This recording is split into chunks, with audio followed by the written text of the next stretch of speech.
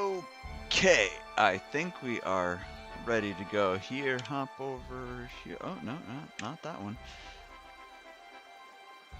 Hello, friends, old and new. This is Tobias of Tantalus here once again with more Final Fantasy Tactics.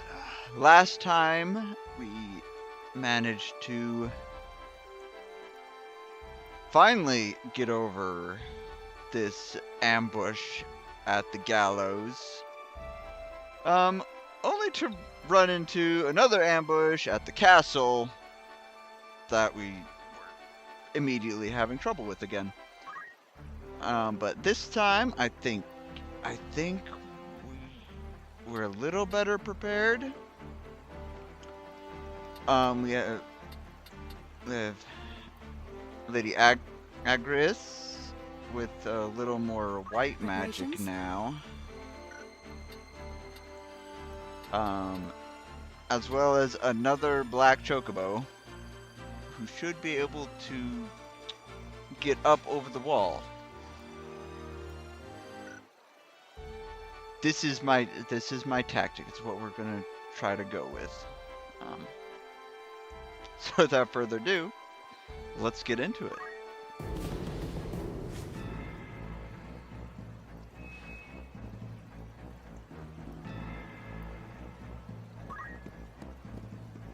Castle gate, and then we're gonna have to fight in the castle itself. All the fighting. Gonna be great.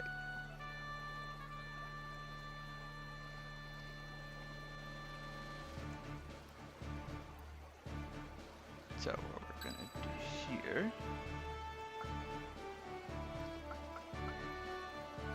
Right. We're gonna want you and Lady Agri. Oh, it adds already. You know, I'm gonna have to figure out what I'm doing about that.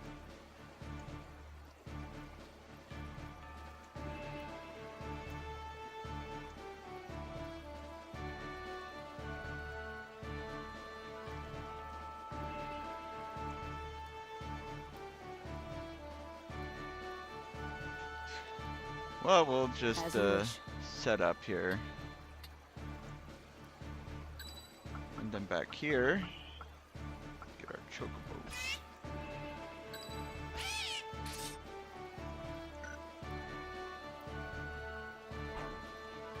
Yeah, actually, yes.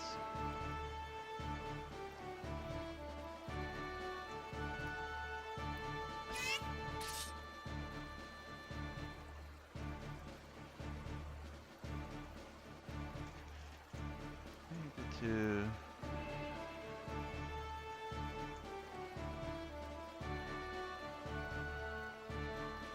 need to figure out if I can manage these ads.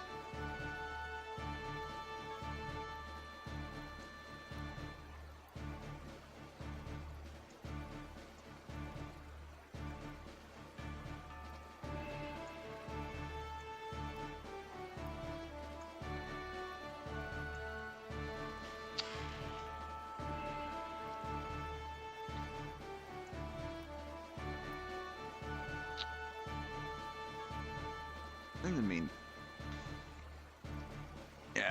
in the meantime, we'll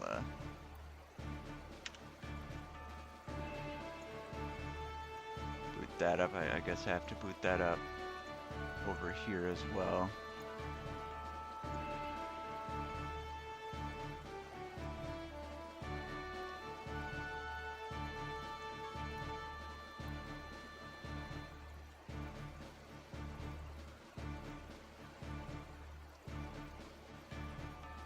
Maybe.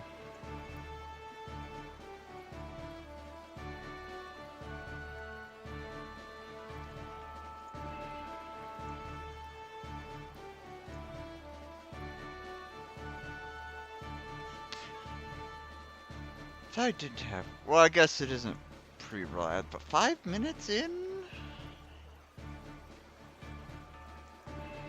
Seems a bit silly.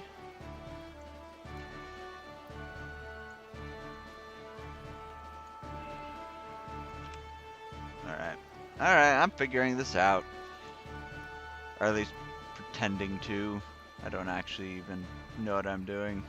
I don't learn anything half the time.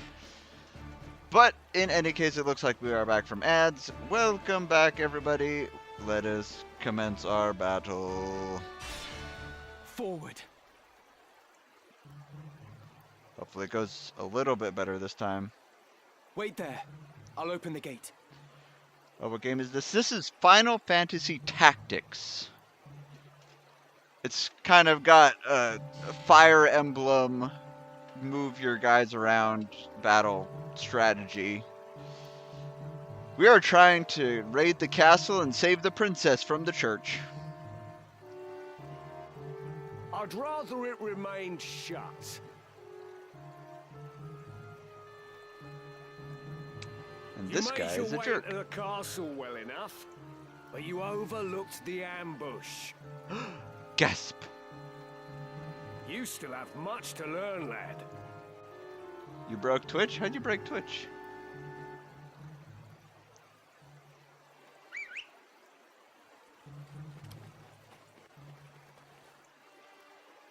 We're surrounded.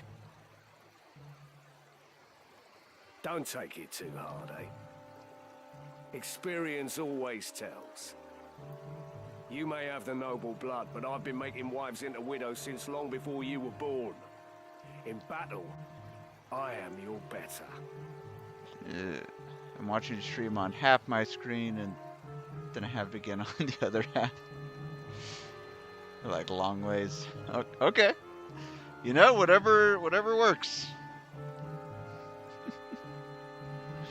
Come, Ramsar. It's you and me now. For what it's worth, I'm sorry it's come to this. I want to say I'm sorry it's come to this too, but I don't agree with your ideals. Just in general, I don't like you. Yeah, this guy is a jerk. Not quite as much of a jerk as one of the guys in back. Not kick his butt. Automod literally doesn't want you to say his butt.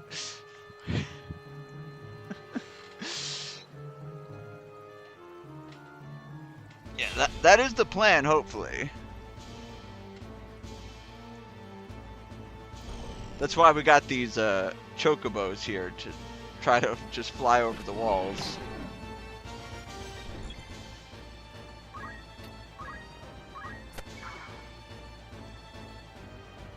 What's funny is said that I like to be family friendly. Yeah.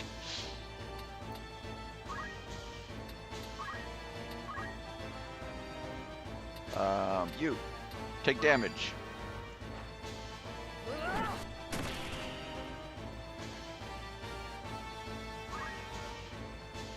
Yada yada. Chocobo.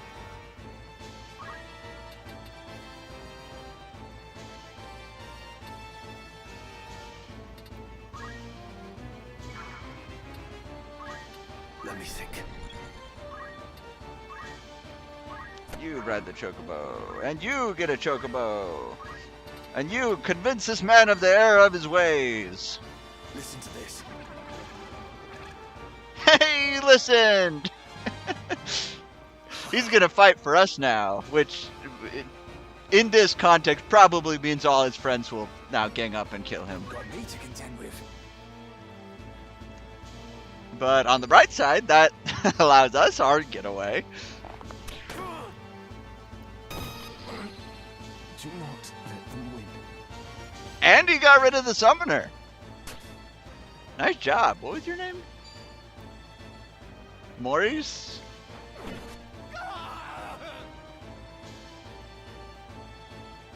This is what you get for making everyone a widow? Yeah. Yep. Ow.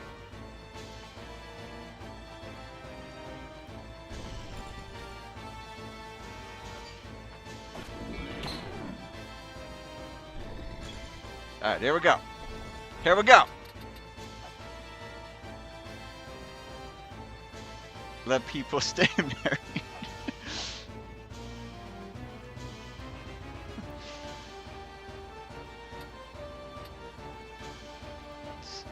I mean, specifically, I'd say the death involved in widowmaking is the bigger issue. I just noticed your new chat thing. Yeah, I think it looks pretty nice.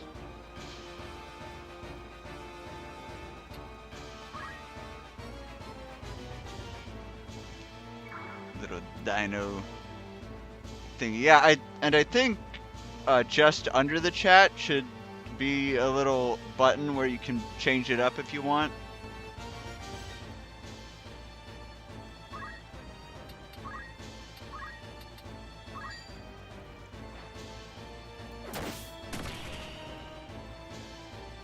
$108.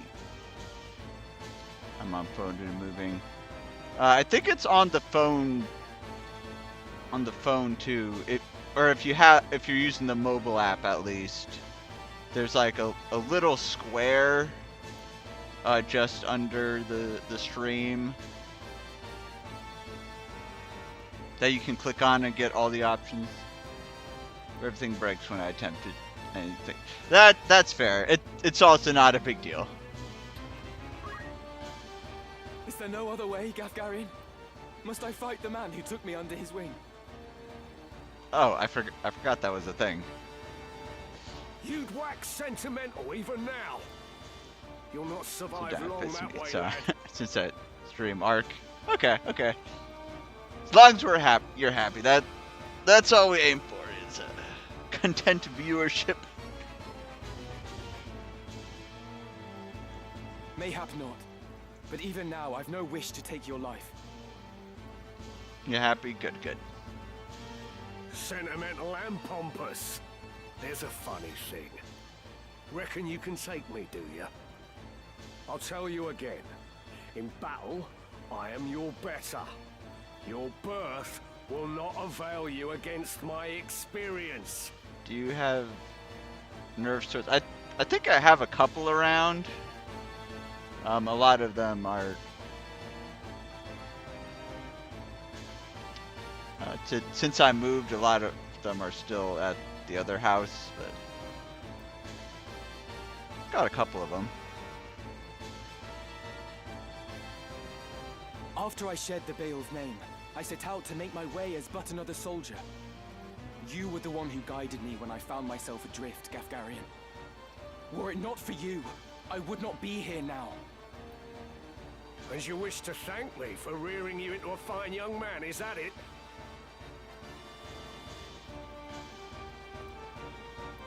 So it's better be my brother on the head with them next week. Maybe. Give over, boy. I'll not hear this maudlin blather. Such is for your family.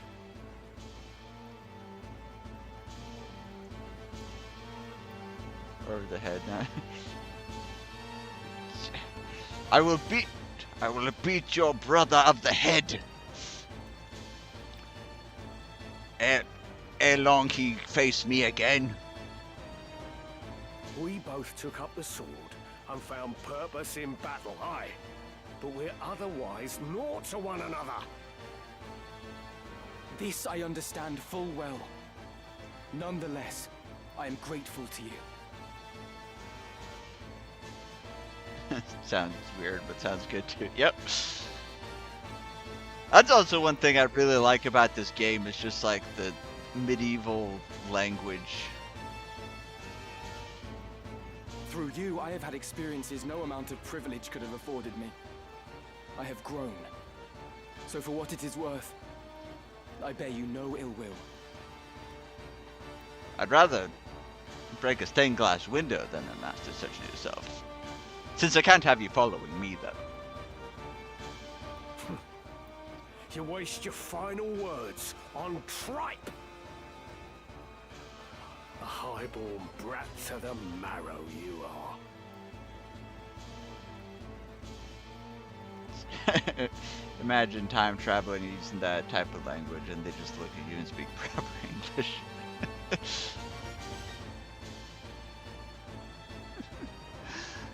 That would be interesting, but highly unlikely, because that's just not... Dude, what are you talking about? Not quite how language evolves, but a fun scenario to imagine nonetheless. Clawbone brat to the... Weren't you the one who was just telling me to, in so many words, indulge in my status? You're a highborn lord. You have to do these shady politics. It's part of the job. And you're like, I don't wanna. My turn.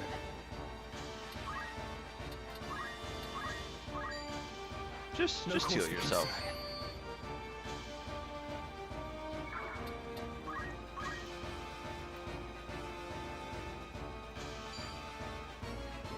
No, Leovold, attack the other guy.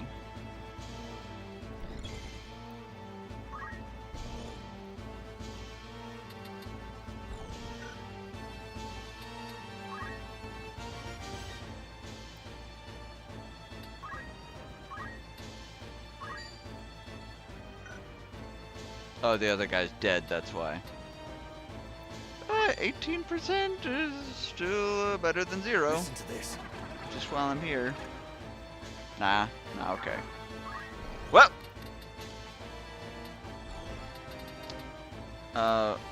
Nice. I think you are an archer, so you might still pose some danger, but I'm still slightly more afraid of Gafgarian. So we'll come up over here and wait.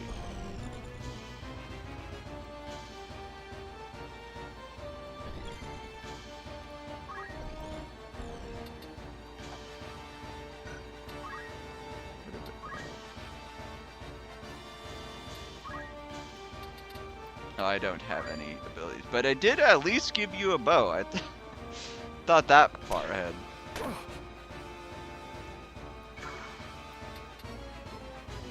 Come then.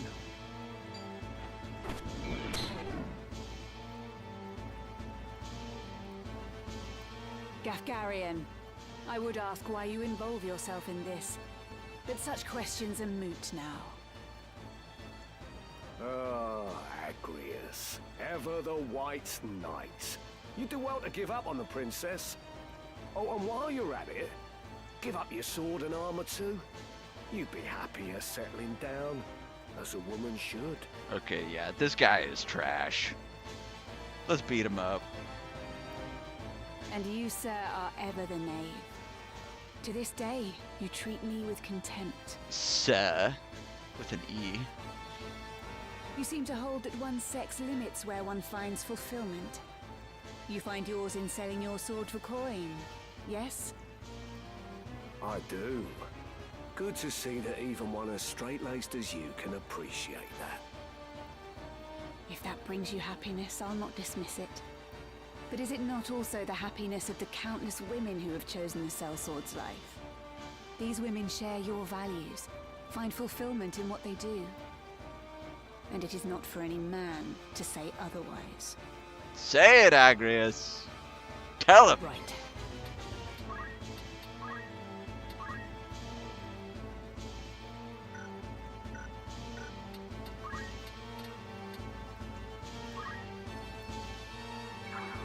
Actually.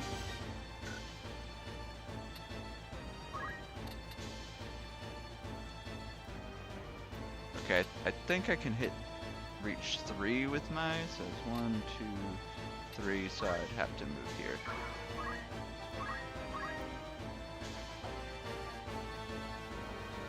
Yeah, okay. Whatever it takes.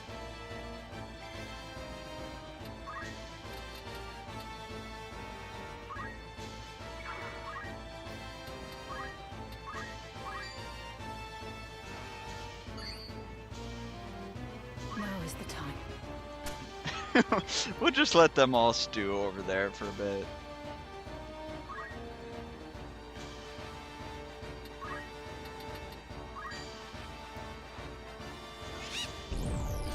Can't go on like this.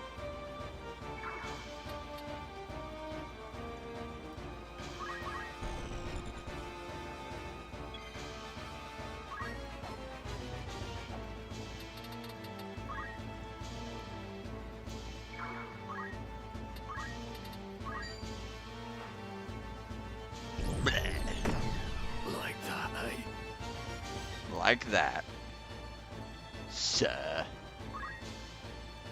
That I should fall to a mere boy. Boy, you fell to a chocobo. You fell to a bird. Well fought, Ramza. Well fought. A fool though you are, I could never bring myself to dislike you. Yeah, I wish I could say the same, but here we are. Goodbye, Gafgarian. I must concentrate. You actually. Can I learn his abilities?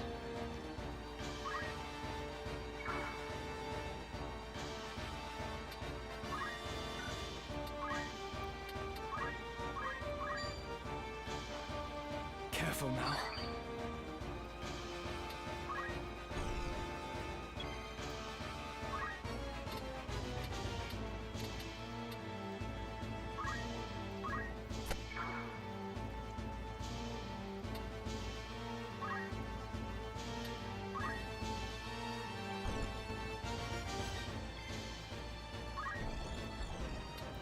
Alright, back on the mounts.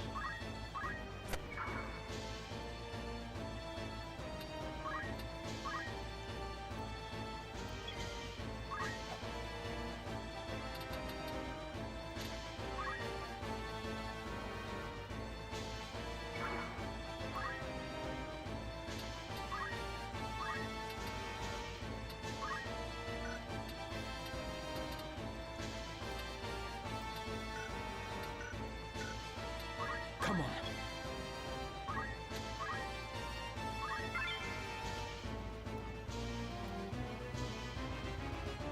Is that all he can learn? Fine. Saves a few points, I guess. Repo, hey, what's up, my guy? How you doing? We're storming the castle.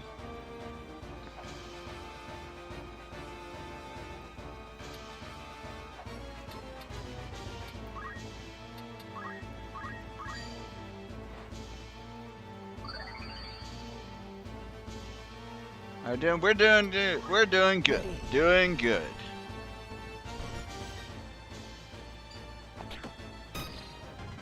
Ow.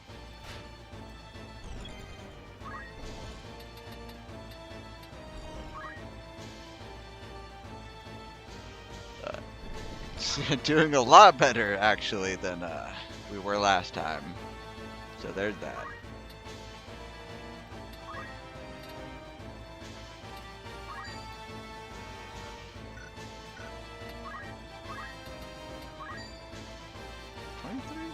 Listen to this. Yeah, okay.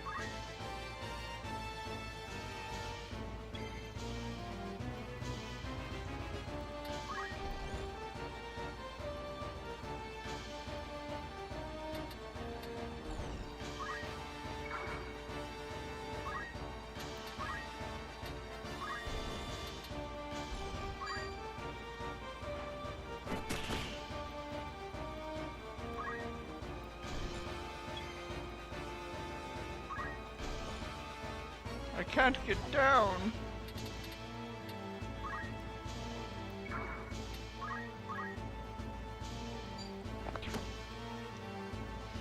This is Final Fantasy Tactics. It's the remake of the original that was on the PlayStation 1.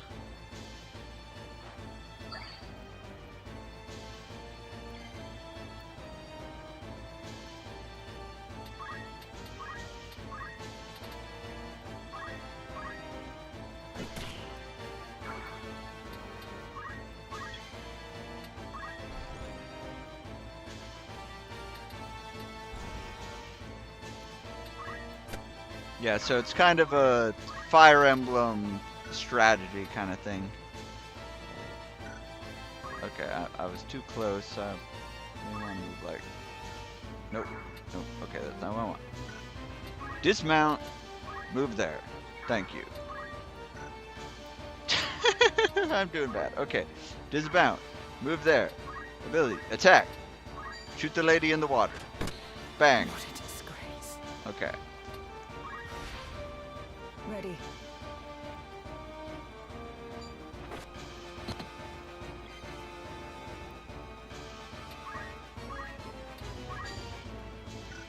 Which actually does more chivalry. That's about the same.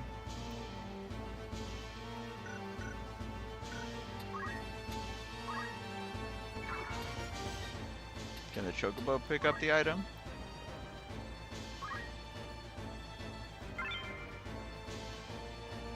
That's it. Bird got wizard robes! Hooray!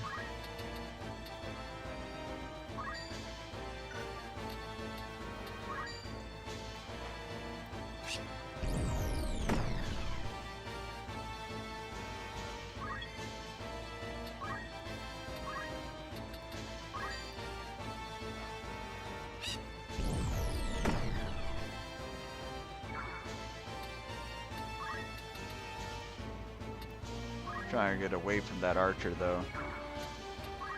I must concentrate. Oh, am I able to actually open the gate? This ought to do it.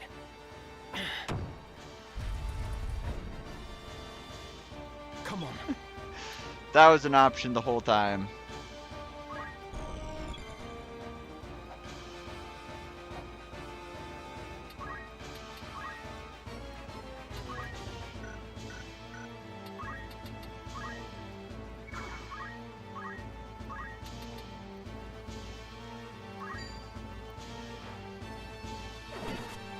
Curse you.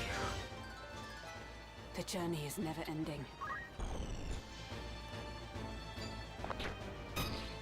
Ow. Ow.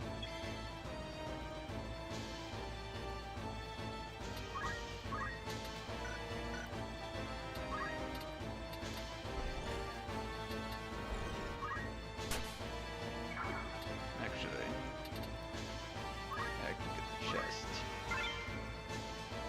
Shoulder cape. Nice. I must concentrate.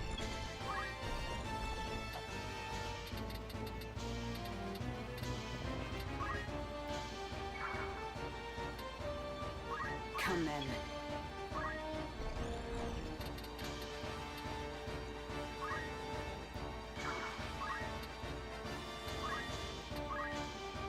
Can't quite reach him. Should be able to reach you though.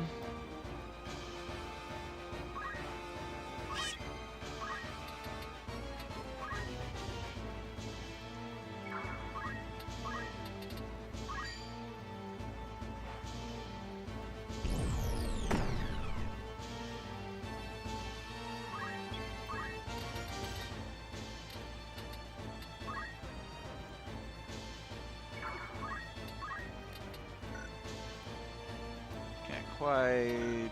So we will just. You can just wait.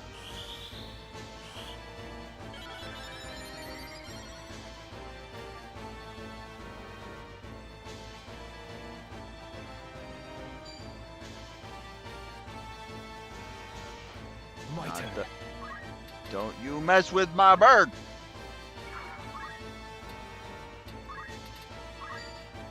Fly true.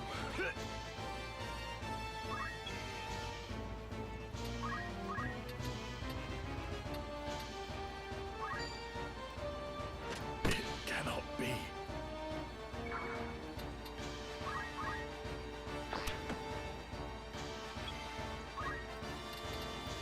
Yeah, I didn't quite think that one through.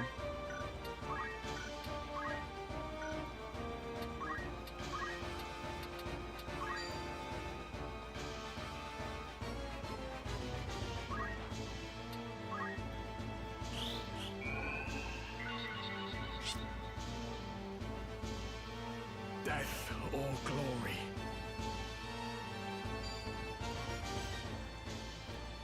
My aim is true.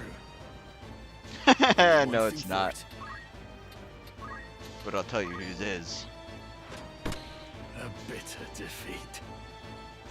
We must reach the princess before reinforcements arrive. Whew!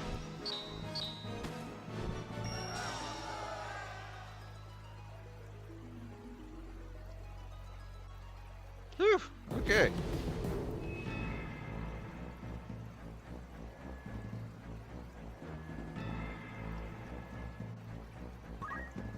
Now we just need to win this battle as well.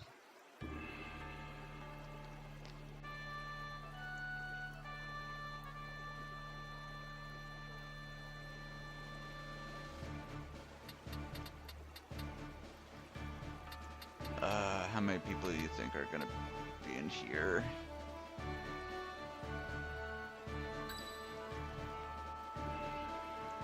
Tis time. I can do this. Very well.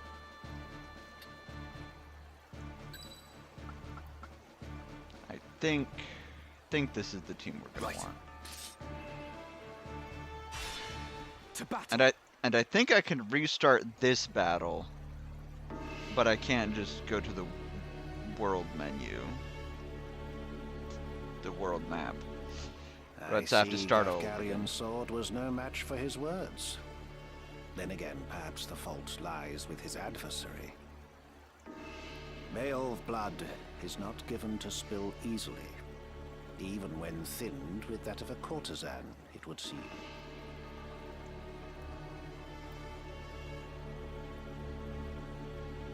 But enough is enough. You overstay your welcome. As I am loath to waste time and effort, I shall make you an offer. And I decline. Leave the Aura site, and then leave Lionel. Refuse, and you will find my hospitality wanting. Where is Lady Avelia? You mean to free her? What then? House Beowulf would see her dead. That is why you defied your kin, thereby marking yourself an outcast, and came to me, seeking the church's aid. And didn't you just give some great aid, Cardinal Delacroix? By taking the princess into my care, I merely granted you your wish. What would you have of me now? Answer me. Where is Lady Avelia? Bound for Zeltenia. Her Highness has chosen to accept our hand in aid over yours. You lie! I'll not be deceived. Her Highness undertakes to claim the throne of her own volition. She spreads her wings. Yeah, from what we saw last time, it's only like half her own volition. They would make her a puppet, which she will not have, sir. Even so, she will need a steady hand to guide her, and yours falters.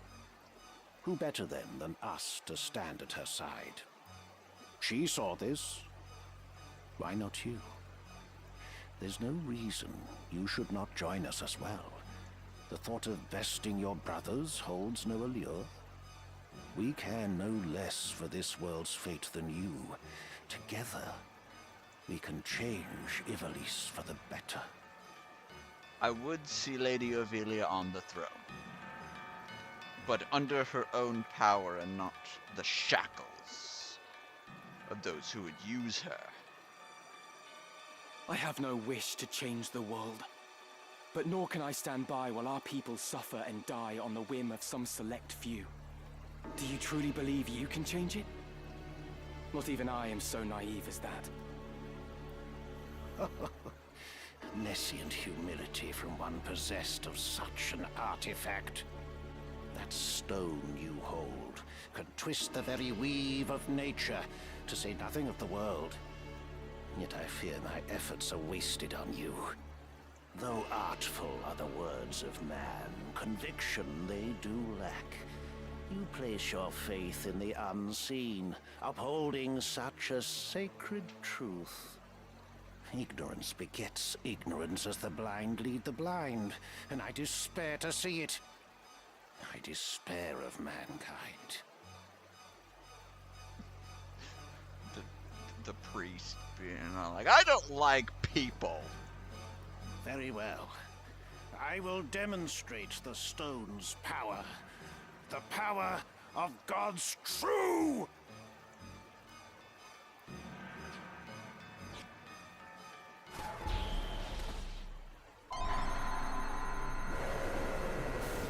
This is gonna be a big demon man.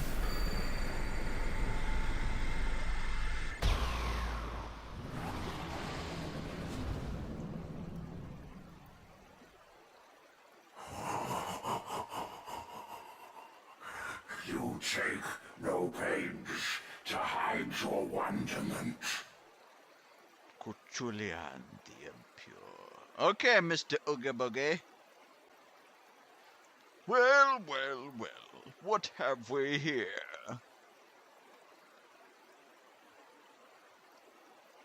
Chukulian? The Impure? You're joking. You're joking. How I shall delight to watch you die. Each excruciation, ecstasy.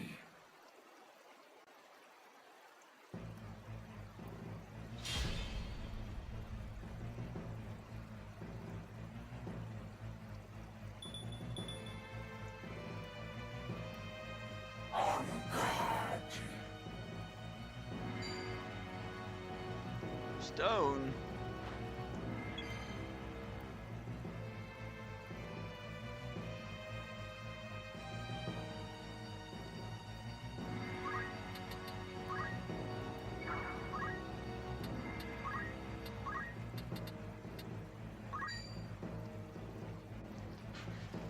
Oh, I have no idea how much health he has. That's fun.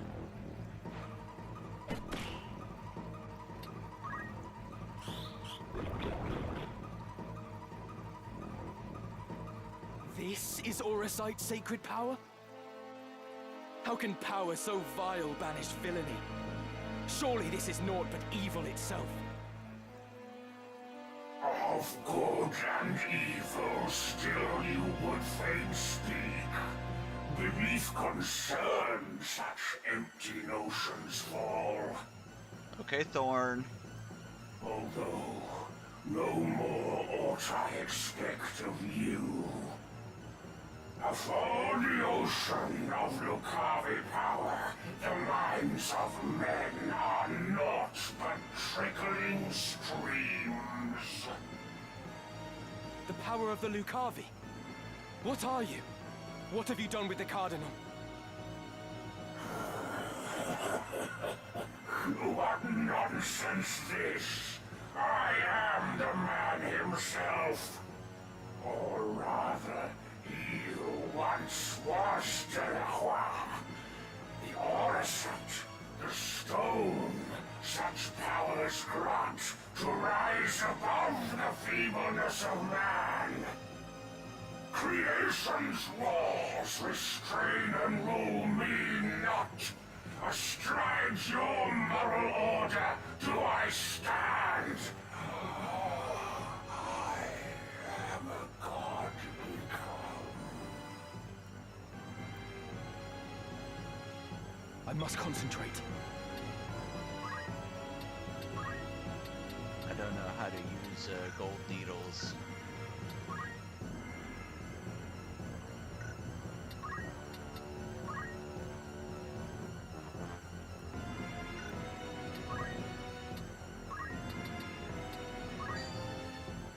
Fly true.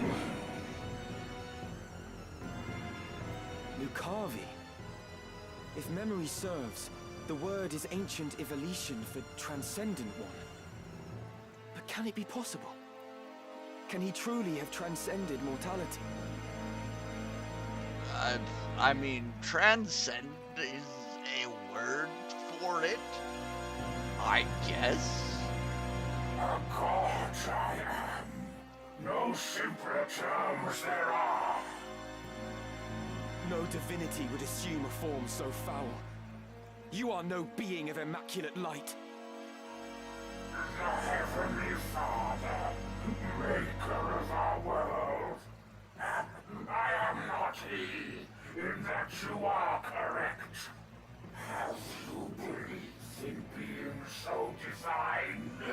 possessed of boundless power and knowledge both. I fear to say that such do not exist, though utter this a cardinal or not.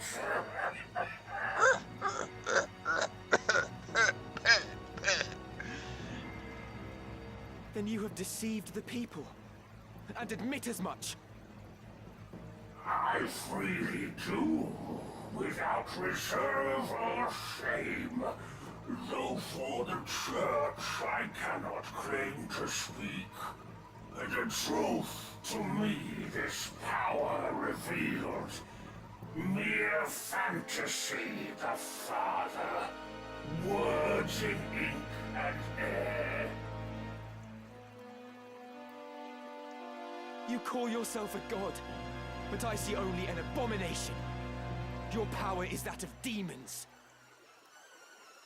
Divine this power the legends would attest. Yet such distinctions matter not to me, for I no longer walk the mortal plane.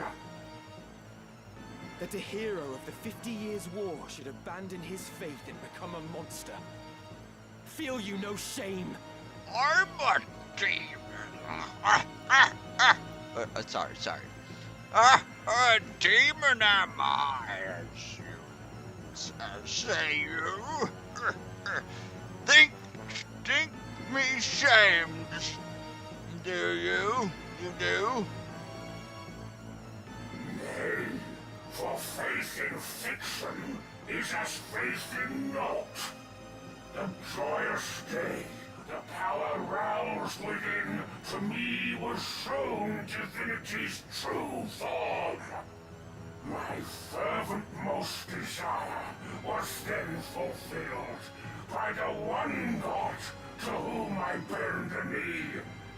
This self-same God Abjora surely sought, yet with their selfish ends to satisfy, the truth did his disciples warp and twist. So did Ajora seek? Was Ajora a person seeking God, or is Ajora the God they were seeking? A cruel and ugly truth that I embraced. Are there more of you? Other Lucavi? What need have you to know? Who here will die? A maggot, crushed and broken underfoot. My turn.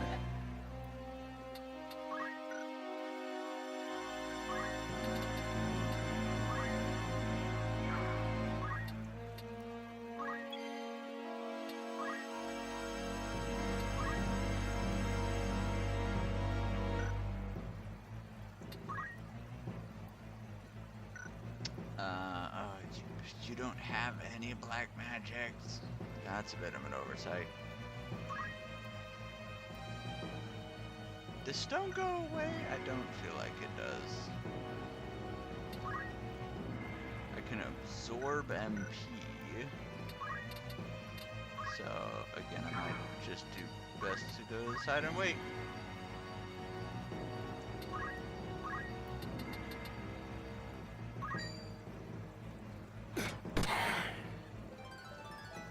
Never felt better. It does feel good to just shoot Oogie Boogie with a gun.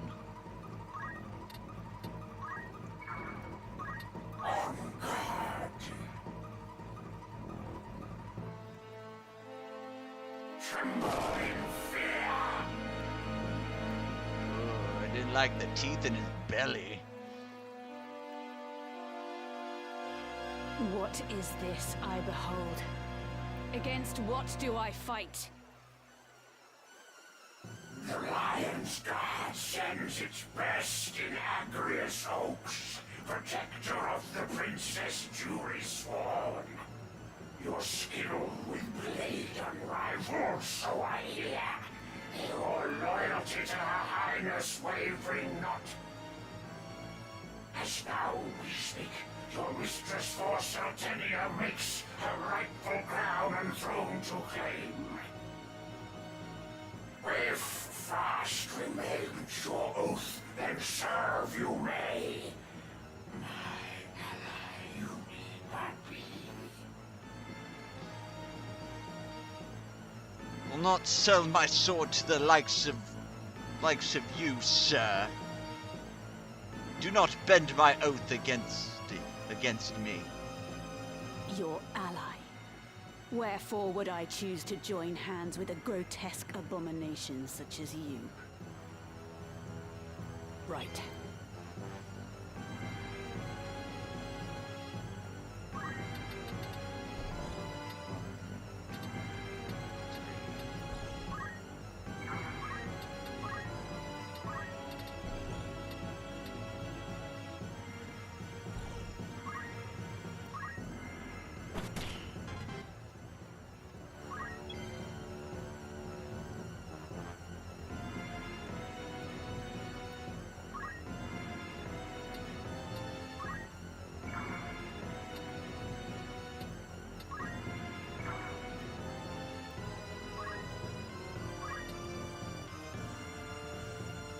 Huh?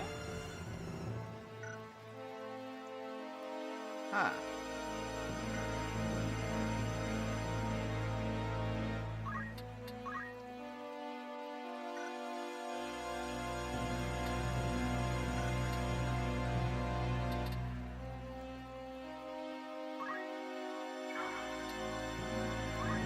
I must concentrate.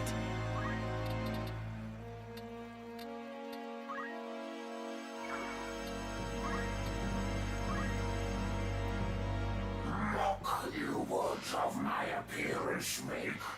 By what you see, do you see fit to judge? If by what I see is truth revealed, I will judge ye harshly, sir. For in truth abomination doth my eyes behold. This From you, a woman groomed to lead her house, no such hypocrisy would I expect. No matter your deeds, for no more reason than your form denied respect you are. By form alone you judge, though neath unchanged I am, the self-same man as hero hailed.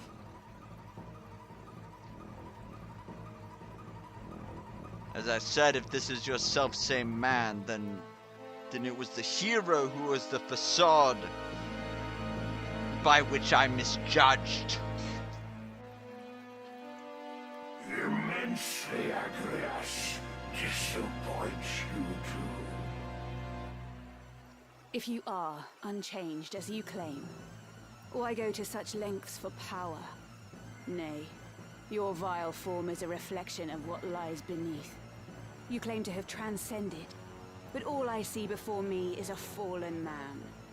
Once, mayhap, your heart was pure, but in seeking power at any cost, you allowed it to be corrupted. You've not transcended mortality, but forsaken your humanity. You are naught but the ghost of a man clinging to his basest desires. Oh, he coming.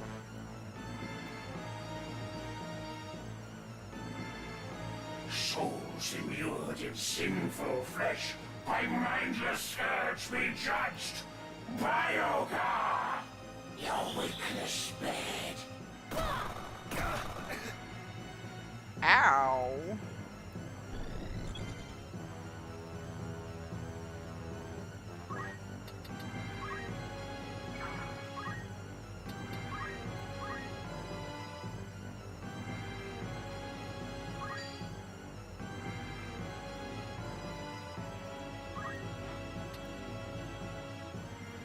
Onward.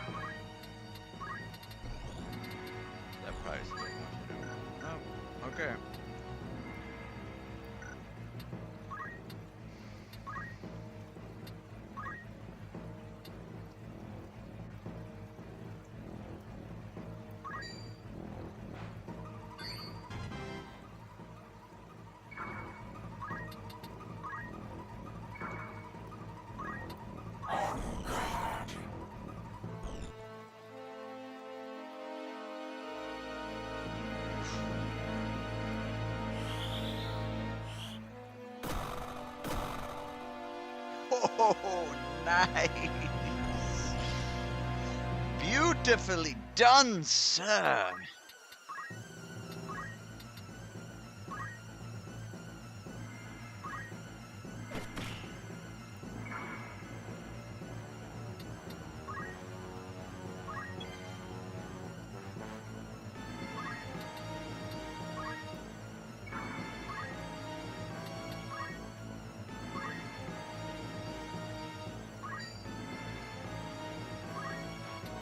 My turn.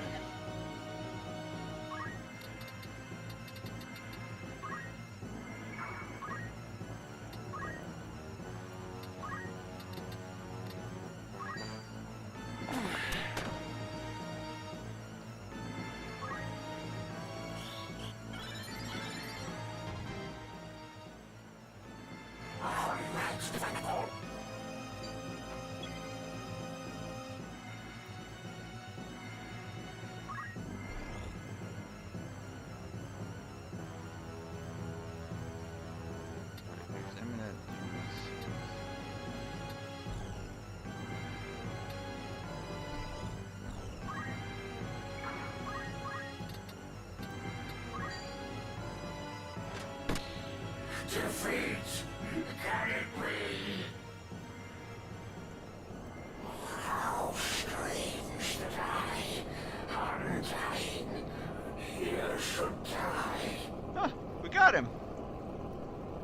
The death come ere High Sheriff could descend. Oh, would that these eyes could witness pain.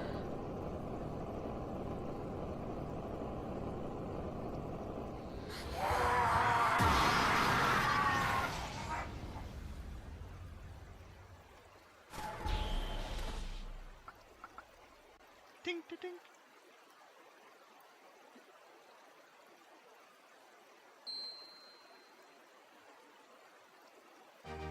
Shiny Dragoon.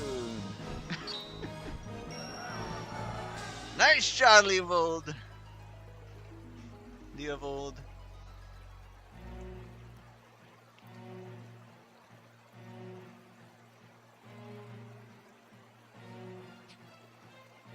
My advisors tell me you are the one who rescued Princess Avelia. I would have you tell me more. Oh, look at this roguish man over to the side. He looks cool. I was gonna say I like him, but considering all the company around, I don't think I actually am gonna like him. I am Delita Hyrule, a Black Ram lieutenant in the service of His Excellency the Baron Grimms. His Excellency dispatched me to rescue the princess, and so I did, disguised as one of your own. A sheep in lion's clothing. Now I have returned. Hyrule, you say? That is not a name I've heard before.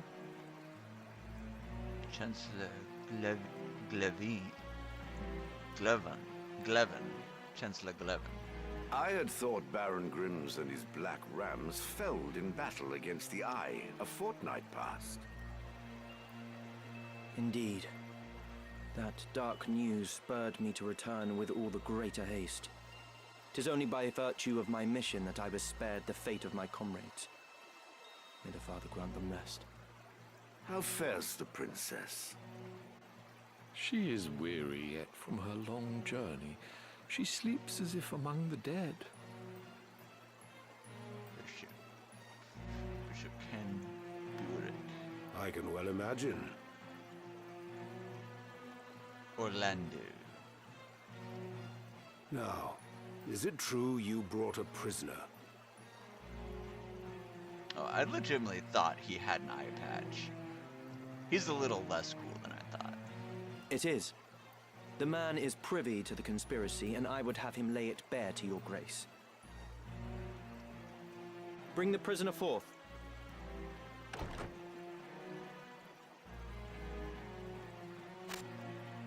Let us hear the reason for your attempt on the princess. It was to stain Duke Goltana's name by making it appear the work of his men. That way he'd be kept from Lazalia and claiming the regent's seat. Who gave you the order? Duke Larg? No. A close advisor of Duke Goltana's seeking to curry Duke Larg's favor. Madness. None among us would fain betray our Duke.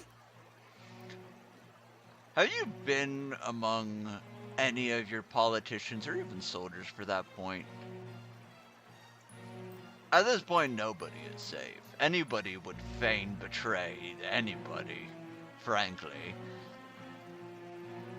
This is clearly an attempt to undermine us by sowing mistrust. Silence this man before he can spout more absurdness.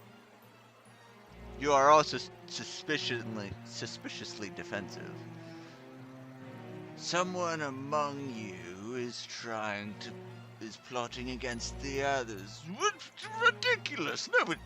Nobody here is plotting against anybody, right? Right? That's out of the question. I would hear it nonetheless. Who was it? Well, Name the one who gave the order. I'd have your protection. On my honor as a knight. Speak. 'Twas the man who stands before me. Chancellor Glavain. Glavain. What? How dare you? I do not even know you, knave! Who put you to it? The Queen? Stop this mama's farce. I've naught to do with this. To betray your liege lord is an unpardonable crime, Chancellor. It was not I. I know naught of it.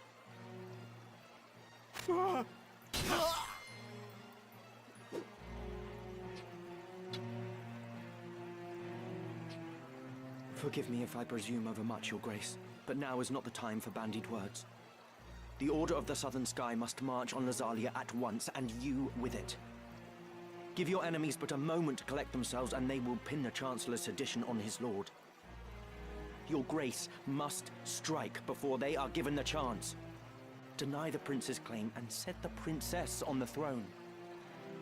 I really want to think that Delita is just playing an excellent game here. And that this prisoner is in fact a plant. To say it was the Chancellor so that Delita could kill him to get everybody moving to where he wants. Because we grew up with Delita. Deep down, I still think he's a good guy. I think he's just dang clever. I think he's playing them all for fools. I think he wants the same peace that Ramza wants, but is going about it a slightly different way.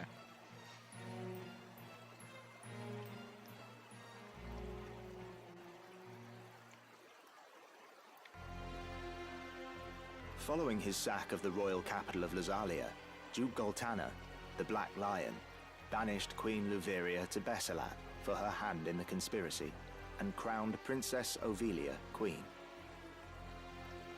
But Duke Larg, the White Lion, insisting that Prince Orinus was the true and rightful heir, at once crowned the child prince and declared himself regent. Moving then to free Luveria, Duke Larg dispatched the Order of the Northern Sky to Besselat in the name of the new crowned king. Duke Goltana, in turn, set the Southern Sky to march in Ovelia's name. The curtain had risen on what history would one day record as the War of the Lions.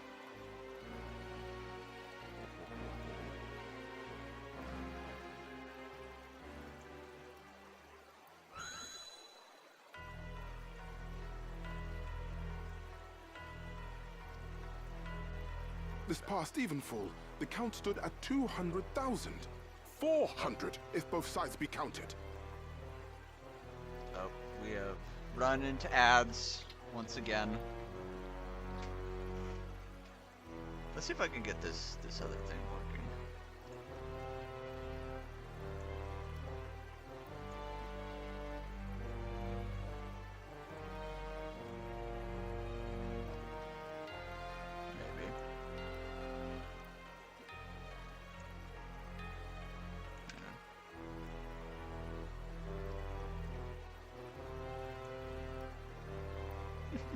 You can listen to the music in the background while we do this, but I'm gonna... Ooh, that is loud.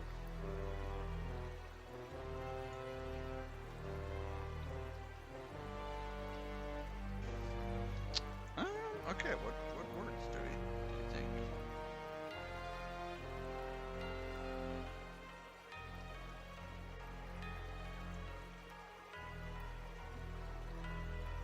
No.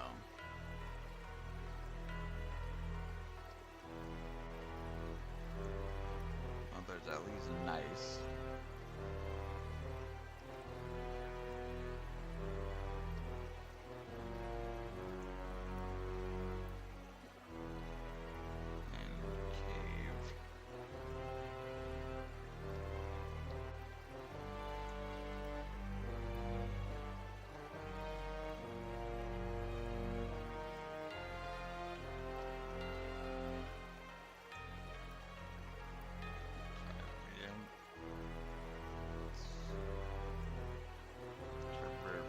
I don't know.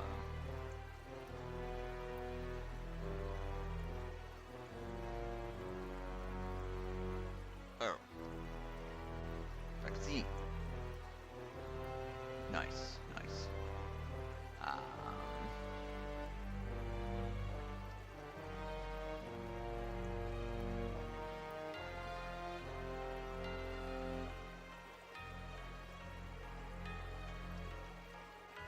Knave.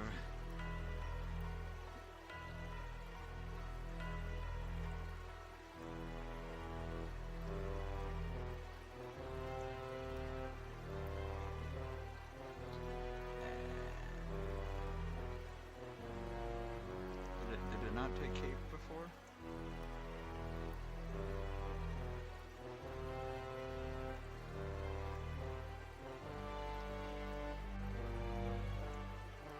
Eeh. I need to turn that down.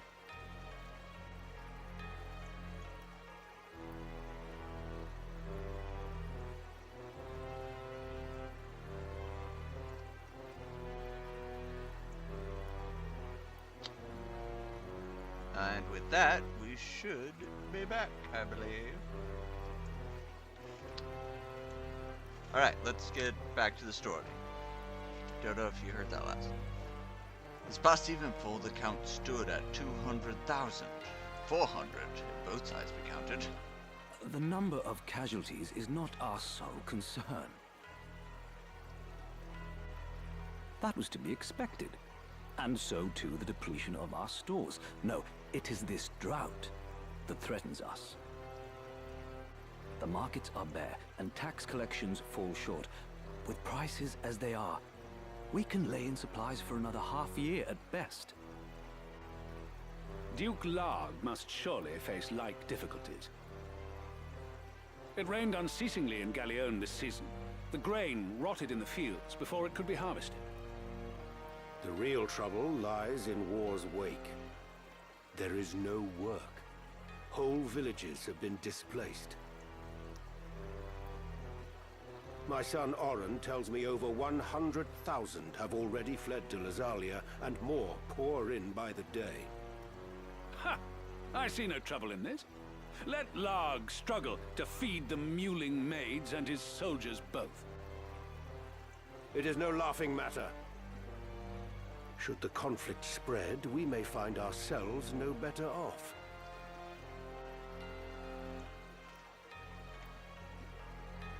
Also, mewling maids.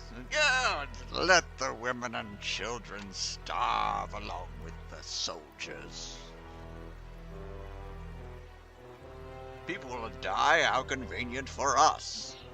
Think you Zeltenia proof against such a fate? I assure you we are not.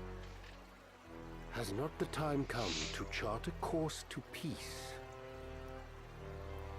Your fears are well-founded, but we cannot yet end this war. Though it pains me to do so, we shall increase the rate of tax by 1/3. Increasing tax by 30%, 33%. Well, increasing by 33, or a third of what it already Naturally, is? a close watch must be kept on those who hope to profiteer in these trying times. As for those seeking refuge outside the castle walls, we shall tighten our patrols at the Limbri border to see that they are turned back. To any refugees starving and scrambling their way in, we'll keep the doors tightly shut, don't worry. My lord, I must ask that you reconsider. Duke Larg suffers, as do we. What better time to treat for peace? Okay, I do like him. You talk in circles, Orlando. There can be no peaceful end to this. Of course there can. The dukes will just get off their stubborn high horses. The kingdom cannot exist without her people, your grace. No more than can we. In the 50 Years' War, who bore a greater burden than they, the common folk? Would you thank them now with higher taxes? Their confidence in us is sorely tested as it is. And it is not only the people. Our soldiers are made to fight on rations that would scarce feed a child at his mother's skirts. We cannot long sustain this war. Resolve is no substitute for resources. Resolve? Have you any? These are the words of a coward. Do you have any resolve? Well, he's the one trying to actually figure things out. You're just like, oh, let's lock the doors and take people's money. Make sure we're taken care of. We'll survive, don't worry. The 50 Years' War was fought to drive back an invasion of our sovereign soil. We were honor-bound to fight. And in this war, there is no honor to bind you. Is that what you wish to say? It's a civil war. We are fighting with ourselves. The 50 Years' War was an abject failure of a corrupt crown. And the source of its corruption is Duke Larg. Sure he would fain say the same of you, Goltana. The man claims to act in the realm's interests, but in truth, he aspires only to power. I seek to rid us of his blighting influence. My statement stands. Yet you would suggest there is no honor in this, that we fight for naught. You mock the Black Lion to his face. His Grace speaks true. Besides, why lay down the sword with victory so near? Victory? What victory do you see in this, sir? A starving people who sees us only as corrupt, gluttonous nobles. There can be no peace for us in this, sir. They call you the Thunder God, Count Orlando. But your gentle words would sooner stir a breeze. Is victory so near? My ears are deaf to its approach. I am, however, keenly aware of the quagmire pulling at our feet. This war has been fought to a standstill. Your words are the epitome of hubris. This council can ill afford to heed such unfounded prating. I will not sit here and tolerate such insults. You will not tolerate insults, but you bandy them about. So,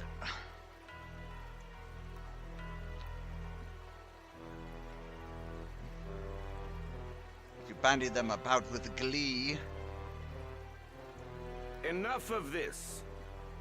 You disappoint me, Orlando. Pray you do not disappoint me further. I will say this but once. Any man who cares not for the course I've chosen had best remove himself now. And this is where a council becomes a dictatorship. I will brook no further doubt, Orlando.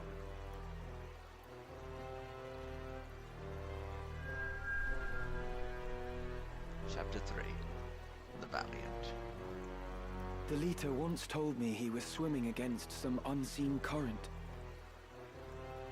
If this current rushed towards war, and the world with it, what hope did I have to fight it? I made for Lazalia to tell Zalbarg that someone dictated this war from the shadows, and to test my own legs against the current.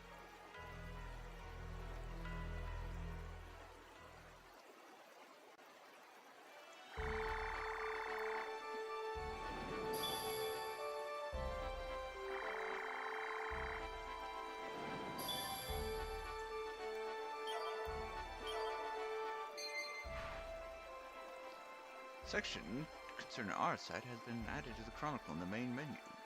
You may now view detailed information on zodiac stones you have come across. Okay. New traders and merchant cities. Poachers' dens have been added to merchant cities on the world map. Though the services they offer are somewhat specialized, they may prove to be invaluable.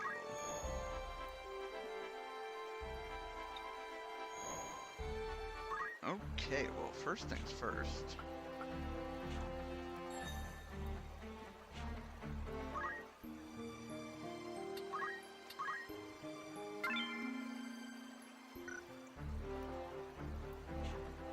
Let's do some reading. What did I have to say about the Many Aura mysteries surround the Aura site. Oh, is that what you look like?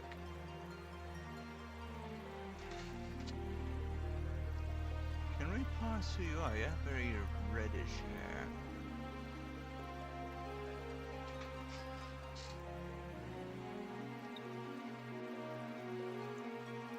What side of Scorpio?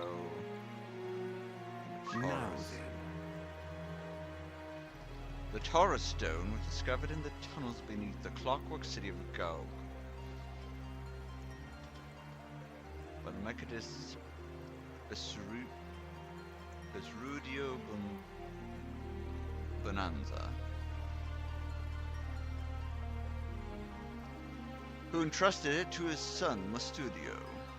The Cardinal Delacroix and his prawns in the Bert Trading Company attempted to seize the stone. They were foiled by Mastudio's quick thinking. While on Gog, Mastudio chose to lend Ramza his aid and gave the Taurus stone over to his keeping.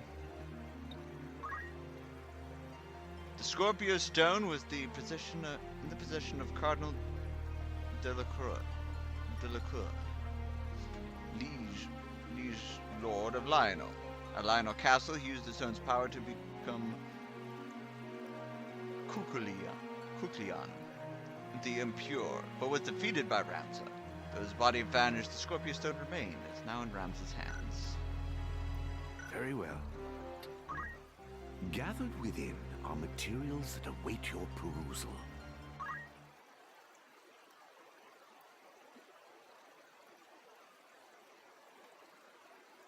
Two people could look identical, sound identical, be exact twins even, and yet they will never truly be the same.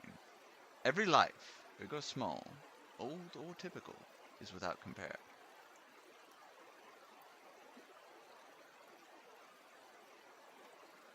Is that all? Oh, there it goes.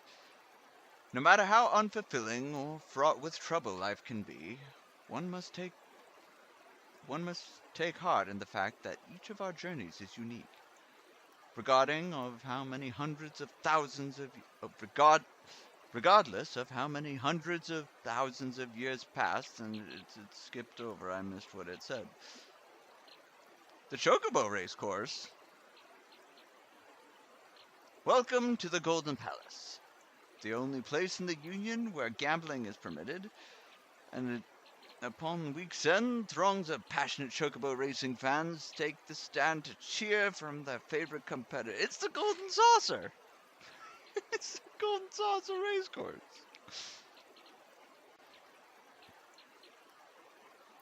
On the tracks below, race Chocobo owners from all corners of the country. Race Chocobo owners from all corners of the country can be seen readying their mounts in hopes of taking home large rewards. Chocobo racing was once a widespread pastime of all types and events, from amateur to official, took place across the state. This came to an end 30 years ago when the king passed a decree banning all such activity outside of the designating racing area. Thus, the Chocobo racecourse came into existence. Despite the new laws in place, the popularity of the sport remained the same, and many expected to profit greatly from it. And they did. Chocobo racing only continued to grow in acclaim over the years. Bets at the racecourse eventually grew to such proportions that the amounts of gil exchanging hands on days large races took place would rival the budget of a small nation.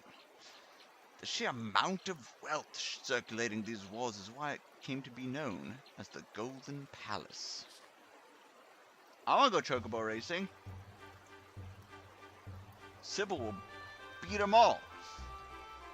Now let us take a moment to delve into the life of a middle-aged man who has joined us at the racecourse today, and is central to our story. His name is Tango. This man loves chocobo racing so much, he would rather put his hard-earned gil to gambling than eating 3 meals a day. Currently, he is facing a crisis of a lifetime. Many lifetimes, even. Tango's dilemma began a few days prior, when he dropped his coin purse containing his life savings, 500,000 gil.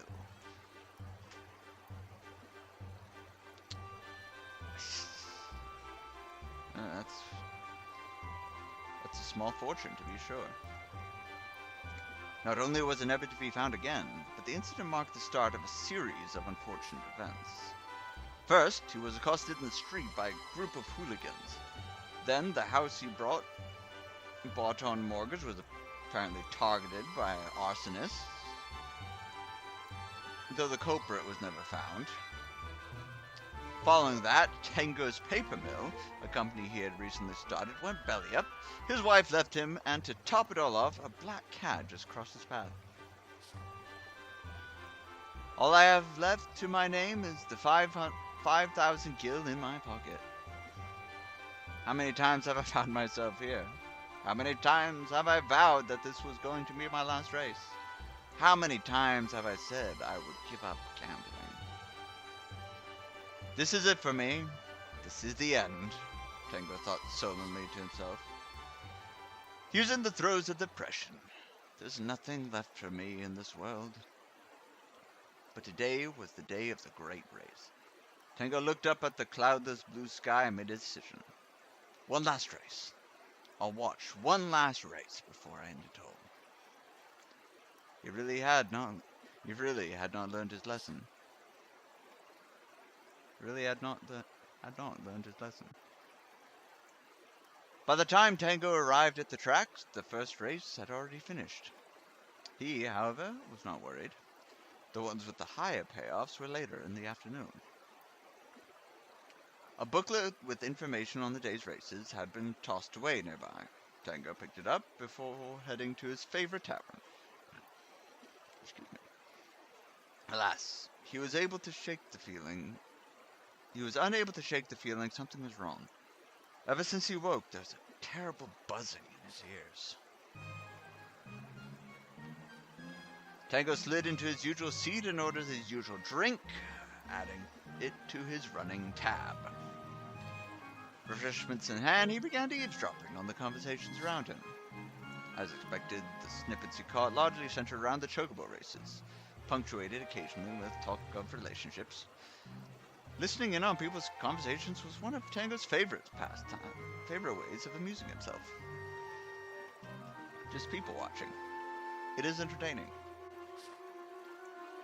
The ringing in his ears, however, began to grow to so intolerable that he found himself utterly unable to concentrate. Tried pulling at his ears and cleaning them out, but did little good to improve the situation. Tango could only hear isolated words. Got tinnitus. Tinnitus, however you say that. It seemed they were discussing competitors slated to appear in the second race. Listening to the best of his ability, he was able to hear every name except one. Soul Cannon.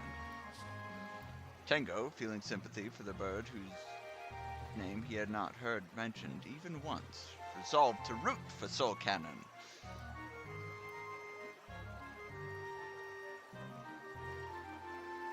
Or as we call him, Sun Gun.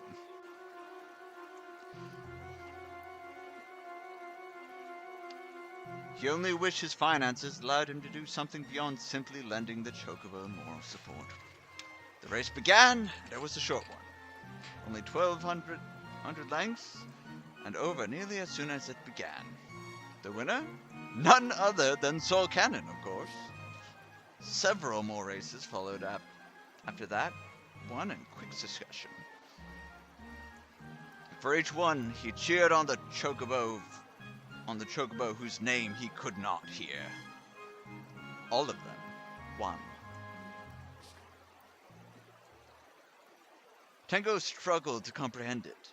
Every single Chocobo whose name I did not hear has won today. This cannot be a coincidence. Perhaps this ring in my ears is a blessing in disguise. The gods are granting me a chance to reclaim my life. I must take advantage of this and purchase some vouchers. Thus, booklet in hand, Tango took the wandering about and listening on the discussion around him. Each time a Chocobo's name was voiced, he could cross the mount. By the time the fourth race had begun, the only bird left was Herman. And naturally, it was Herman who won. The afternoon arrived and the morning races came to a close. His body racked with tremors, no matter what he did. They wouldn't stop. I really hope the next set of races begins soon. Pushing his anxiety aside, Tango began making his way to the Good Luck Tavern. He took his usual seat and ordered his usual midday meal. It was, of course, added to his ever-growing tab. While Tango was waiting for his lunch, the last person he ever wanted to see strolled through the doors. Lance. A gentleman on the surface, Lance was nothing more than a pretentious and arrogant poser. Even worse, he was filthy rich. Well, if it isn't Tango. I prefer you kept my name out of your mouth. Ah, apologies. I did not mean to disturb you. But there's someone I'd like you to meet. It was none other than Tango's wife who'd followed Lance to the doors. Lucinda? What are you doing with him?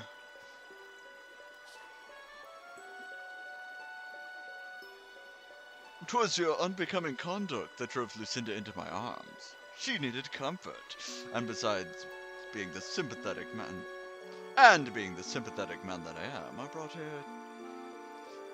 I brought her here on a date to take her mind off things. A date? Lucinda, is this true? There's really no need to cause a scene, Tango. Lucinda clearly remaining here will only create further discord. Lucinda, clearly remaining here will only create further discord. Let us make for the inn across the way. The two of them filed out of the tavern, and Tango watched them go. He wanted to give Lance a good walloping, but that would do little to bring Lucinda back to him. Tango rushed outside, shouting after his wife. Lucinda! I'm going to win all the afternoon races, you know. Then I'm going to quit gambling forever. Please, I'm begging you. Give me just one last chance. He quickly came to the conclusion that he would need to channel his anger to picking the winning Chocobos. Can't wait to wave a fistful of gil in the buffoon Lance's face. The thought made him smirk. Tango turned his attention back to his booklet. A total of 3 races in the afternoon. To win all of them, I'm going to have to use this buzzing in my ears to my advantage.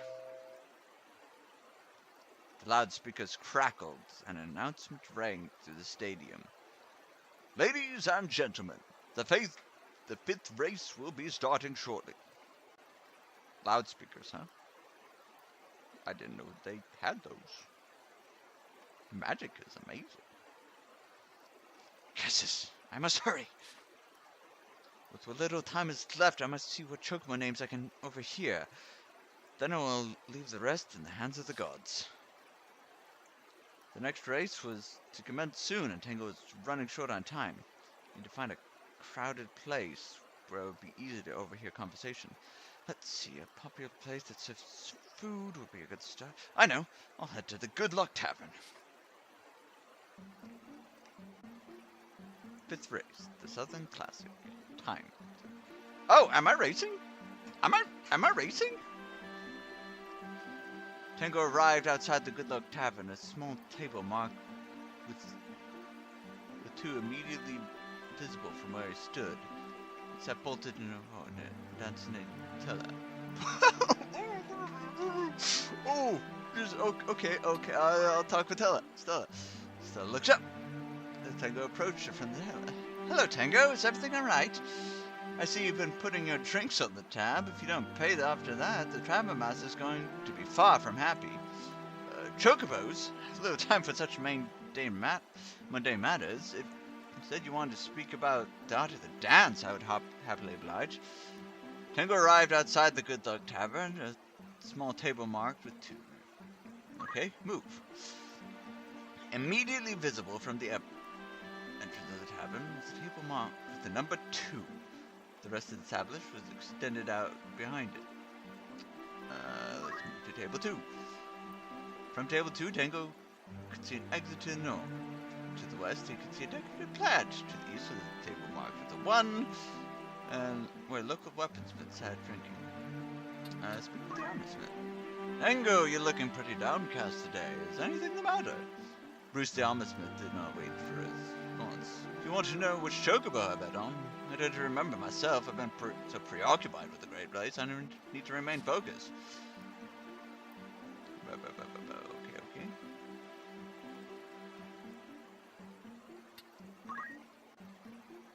Well, if it isn't Tango, you're looking troubled as always. Wonder which chocobo I bet on. Well, if you buy me a cocktail, I'll be more inclined to lose it. It's 4,000.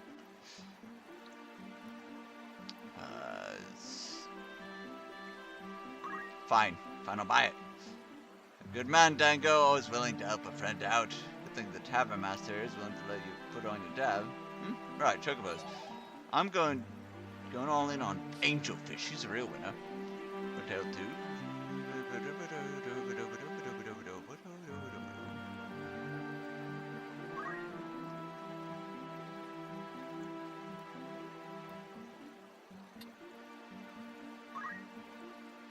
Right, the east plan was table 2. Search the planet. There's nothing of significance to be found here conducting the search. There's nothing of significance. Oh, what was that? That 50-point coin came tumbling out. Arrived at the planet.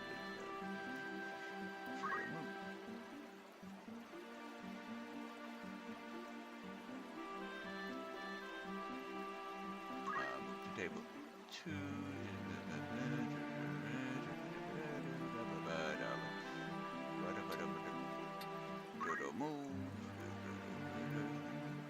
Oh, well. Time's ticking. I must take action. Tango walked up to... I love this. Oh, I did terribly, but I love this.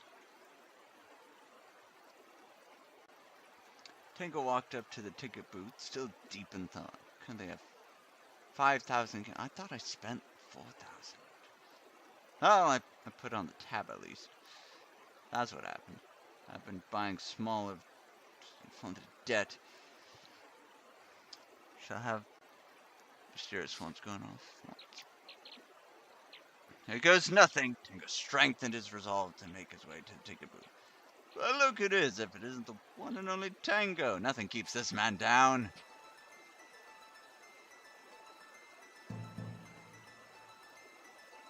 The Southern Classic.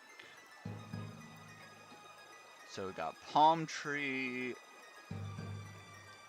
and Tropical Storm.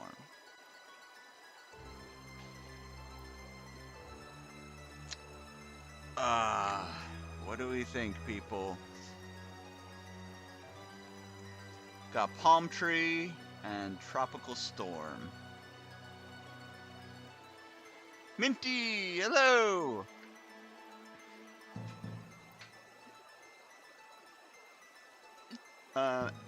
Actually, you're just in time. We are betting on Chocobo racing, and we have our sources to know that the winner is not going to be Angelfish.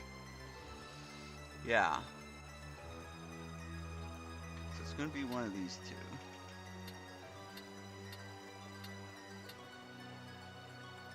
Like Storm? Okay. Okay, we'll bet on Tropical Storm.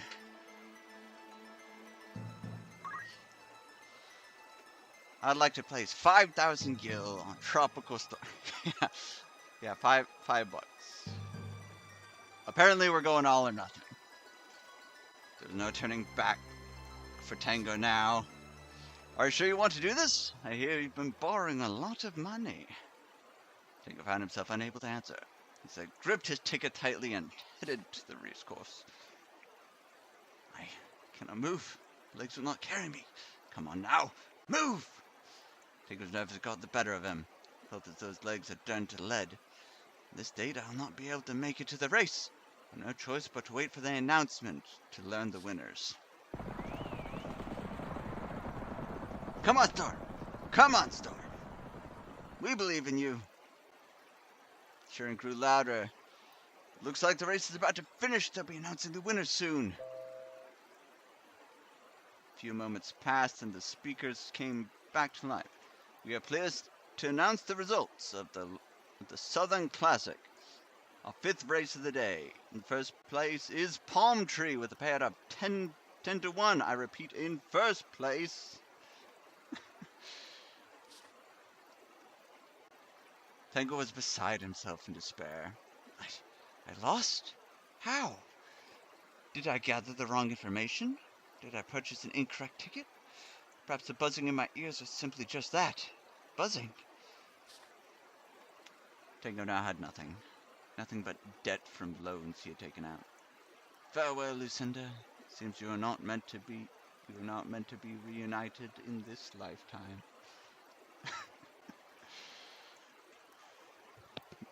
Nah, it was there's a 50-50 chance.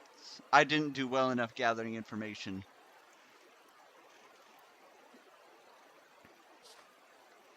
Goodbye forever, my dog. This is so rough.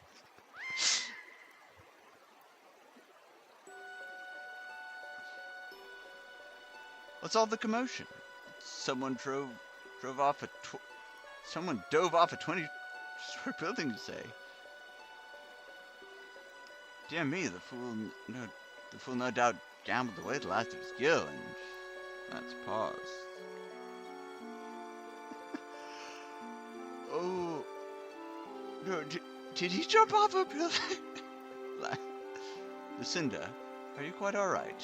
You're looking rather pale. It's nothing. I'm just a little cold. Oh no!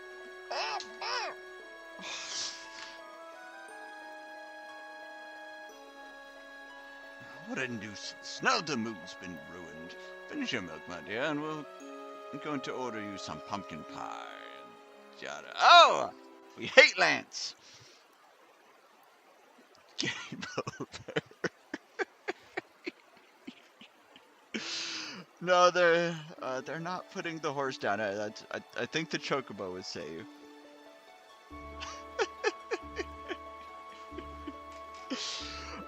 This was just a mini side game. Like, I think I was just reading a story. These tomes are the product of much sweat and toil. Okay. That was interesting. Like, I honestly just expected this to just be text. Like, for a long time, I was just reading the story.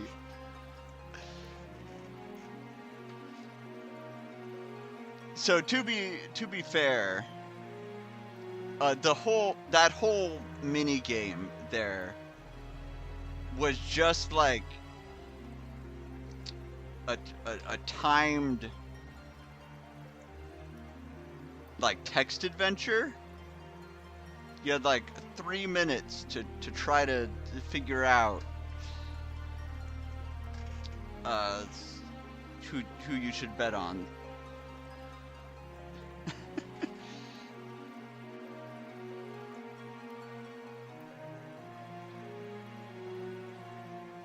No, yeah, this was just a short little mini game. You're fine. Let us speak on this again.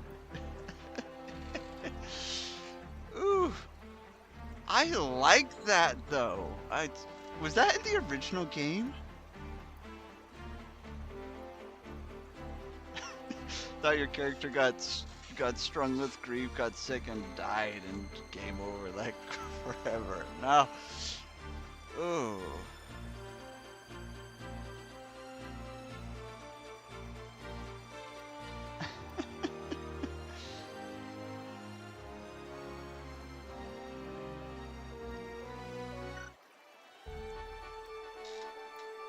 Oh.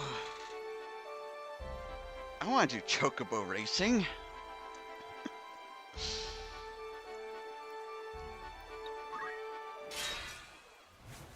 Okay, we're not gonna do any more story, but that was fun. Good day to you. Well, of course. Got some more story. Oh, I got hot. Sorry, good joke. It's all good. It's all good. I'm probably gonna be wrapping up. I'm probably gonna be wrapping up here soon. After your next chocobo beat spot. Well, our chocobo we actually had just helped us storm the castle, so those chocobos beat, but yeah, probably read through some of this.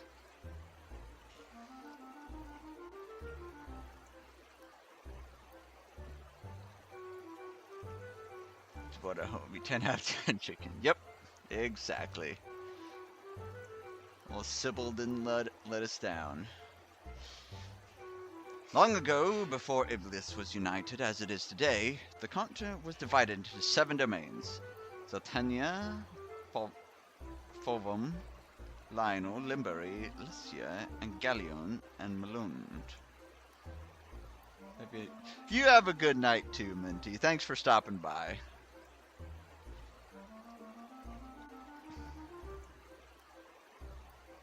Each clashed with the others in an endless effort to expand its own territory. The conflict continued for centuries until a brave and ambitious young king appeared in Malone. This king dreamt of uniting all of Iblis under his hand, but such feats are not with ease achieved. Turning to ancient tomes and dark magics found within, he summoned a demon from the netherworld to do his bidding. But once unleashed, the demon could not be controlled. It slew the king and set out to destroy the world of men. 12 brave warriors were gathered to slay the demon and the foul horrors it had summoned. They soon defeated the horrors and banished the demon back to the netherworld. These 12 warriors each carried with them a crystal engraved with the sign of the Zodiac, and so became known as the Zodiac Braves. These crystals are said to date from Age of Myth. Each bears a mark of the sign of the Zodiac, leading them to be called the Zodiac Stones. They're thought to harbor divine power, which allowed the Zodiac Braves to perform astonishing miracles. The last appearance in historical records date from the time of Saint Ajora. Since then, the Zodiac Stones are believed to have been lost. Okay, so Ajora was the saint looking for divinity.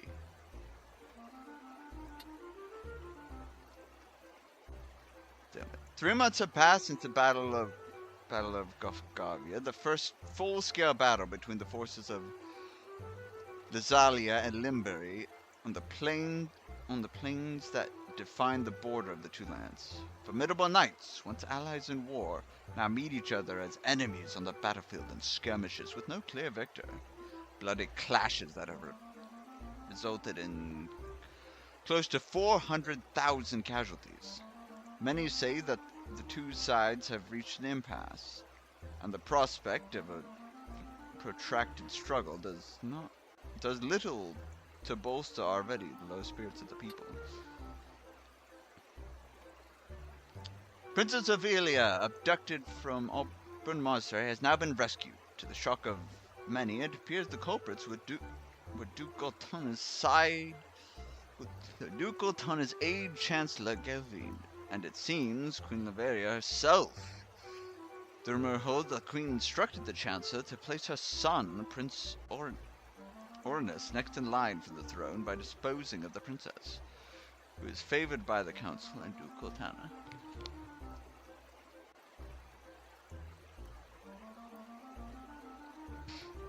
It is not clear why Gelvin chose to betray his duke and side with the crown, but the Queen, who believed to have ordered Avilia's abduction, will have played no small part in his decision.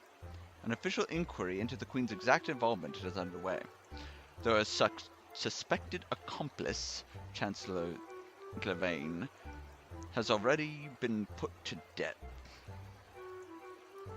Sorry for the horse. I don't know if that was like a theoretical history book. I think that was the history book.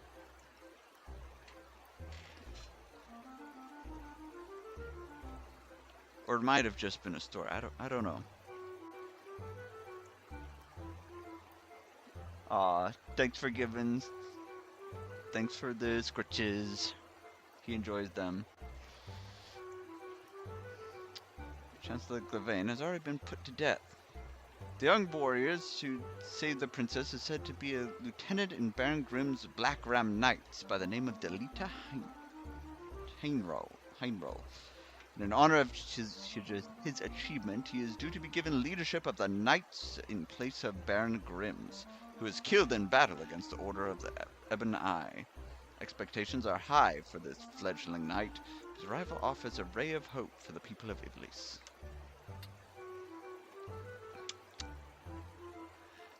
And now there's a cat in front of my screen. It has been 3 months since the death of Cardinal Delacroix, liege lord of Lionel. Even as his subjects mourn his passing, its cause is the subject of much rumor. Although his death has been attributed to malady, many speculate that he was assassinated. Some even say that he was slain by an otherworldly fiend. The violent assault on Lionel Castle by the band of brigands on the eve of Delacroix's death lends momentum to such outlandish tales. For strangely enough, more than half of the slain appeared to have been crushed to death. Yet the question remains, where within lies the truth? The truth is that we went into the castle to save the princess, and the priest used one of the magical zodiac stones to turn himself into a demon. And so we killed the demon. Famine, the likes of which have not been seen in decades, have descended upon Iblis. The eastern lands of Zathenia and Limbury suffer from drought, which is estimated to have reduced the harvest to half that of a normal year. And to the west, in Gallion and Fovum, widespread flooding has also destroyed close to half of all crops. The capital of Lysalia is awash with refugees who have lost their homes in the war, or who are simply searched for food. With matters only worsened by the ongoing war, this influx shows no signs of slowing. Will that be all? Want to earn some gil? I think I would like to earn some gil. Several ancient terms were stolen from the Gerlin Academy of Magical Arts, but the thief boarded a ferry which promptly sank. The passengers all escaped safely, but their belongings still rest at the bottom of the sea. This is your chance. Who are you sending?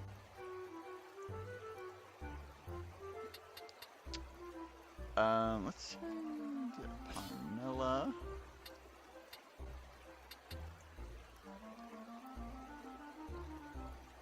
Actually, we're not going to be doing any fighting. How long will you permit for this? Oh, we'll last 16 days. Anyone you send on an errand won't be available to fight till they return. Happy with these terms? Very well. Let's hope you turn a profit.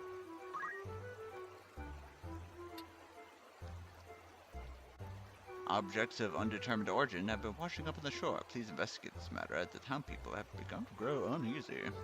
Who's going?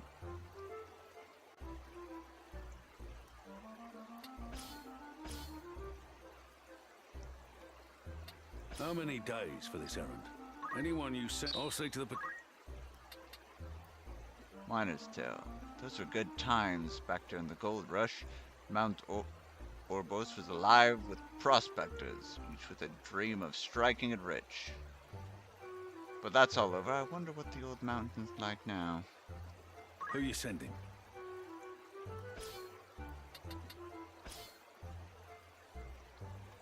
How many days for this errand? Anyone you send, I'll say to the particular. Will that be all? Come back soon. Greetings. How might I await? Well, I guess everybody's gone now. It's going to be hard to outfit them. Okay, well, now we can march around for 16 days.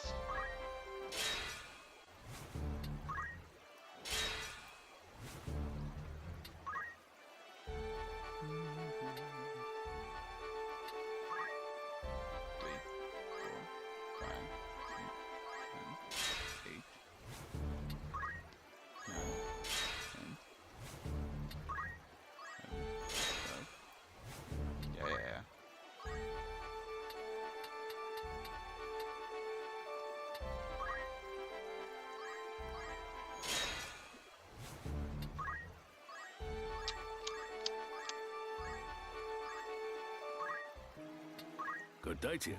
You're interested then? You've some news from an errand. No doubt you'll want to hear the report. I would, actually. Right then. Tell us how it went. I can scarcely believe the extent of our success. Why, I feel like dancing. Dance, Penella.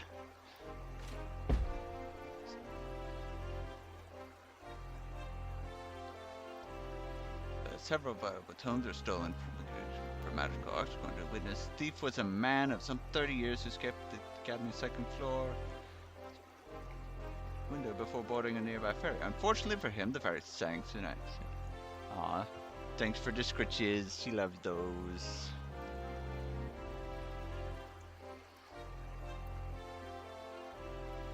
Sank tonight. They're able to raise the vessel and retrieve the books. The tomes were of no great monetary value, but the staff of the academy were delighted to have them After all we have achieved, I dare say we will sleep soundly tonight. I'd consider that a job well done. Oh, that's a lot of JP. I like that. An errand's over and done with. There's a report for you too. Right then. Tell us how it went. We achieved a most excellent outcome, and the task itself was gratifying.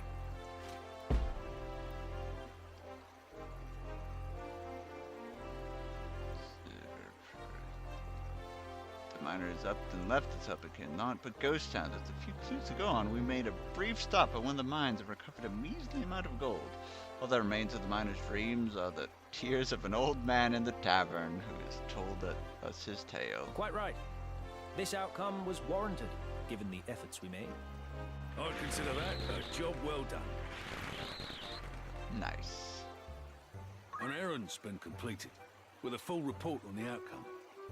Right then. Glad tidings. The task was completed with great success, the like of which we had no reason to expect. Oh. Don't sell yourself short, Leavold. Investigate mysterious items washing up from shore near Gillen. For the most part, all we found was a refuse that had merely been carried by the currents in the Merchant Council. Officials joined us stated that it posed no danger. However, amongst the garbage, we found a small bottle containing a scrap of paper with writing on it. When the official read the message, he became suddenly flustered, but would not reveal the meaning. He quickly paid us a large sum of coin and left. The truth of that missive may never be known, but from what we did see of it, the note appeared to be a plea of sorts. Here's to us and our merry band. May all our endeavours end just as well. Hear, hear, Morgaine. Hear, hear. I'd consider that a job well done. Anything else I can help you? Thank you and fair.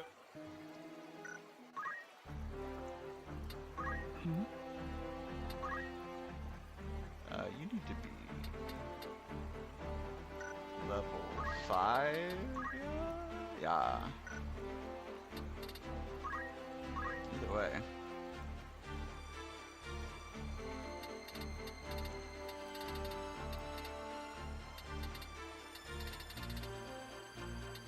That's 4.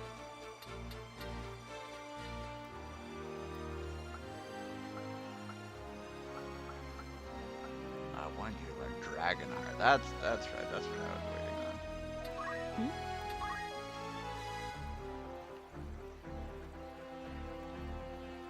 Alright, I can probably figure out the particulars.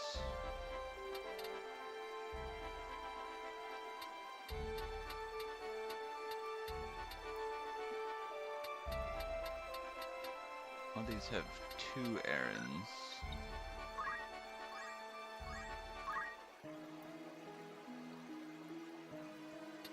Good day to you. Want to earn some gil? Who'd you have in mind?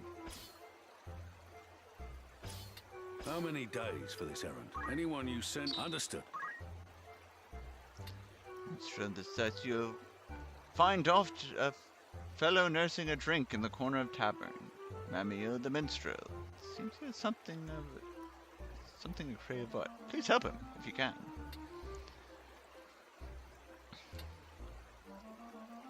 A minstrel in distress.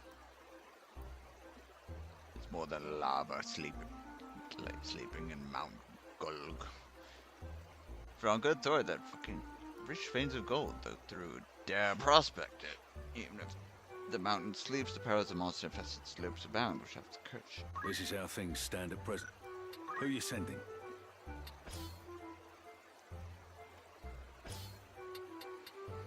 How many days will you allow for this work? Anyone you send, very well. Will that be come back soon? Are those all the same ones, or? No, these are all different.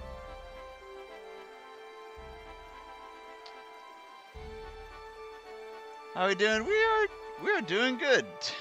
Good so far. We're just kind of winding down, looking a bit deeper into the lore of the world and kind of doing a few side quests, as it were.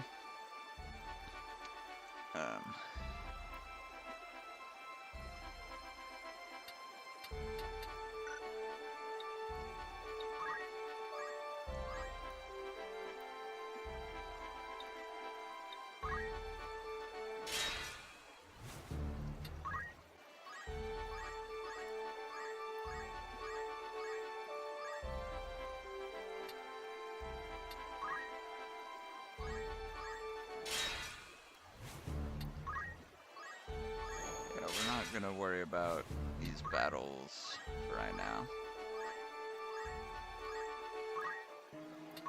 Welcome. That's the spirit. An errand's over and done with. Right then. 'Twas a resounding success. We were blessed with great fortune and perfectly poised to seize it.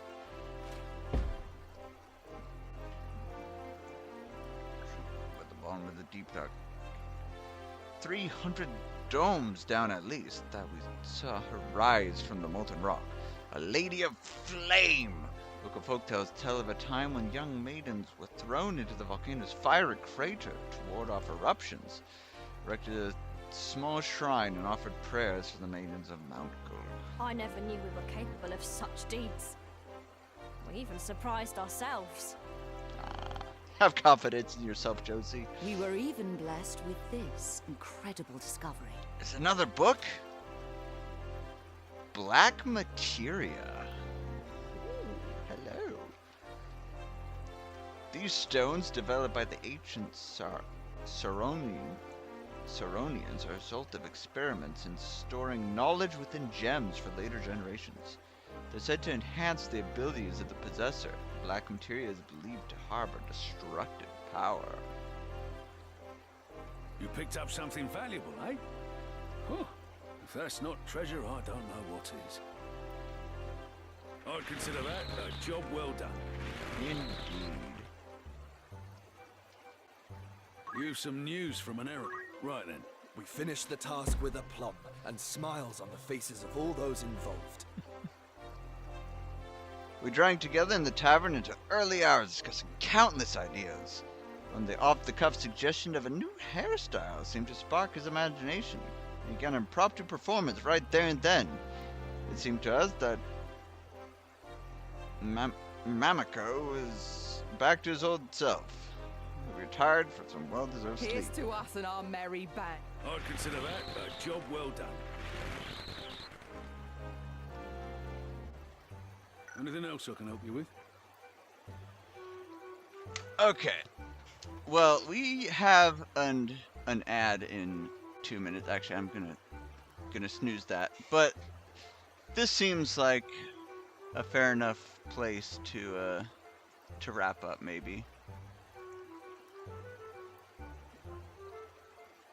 Let's see who else we might be able to hop into.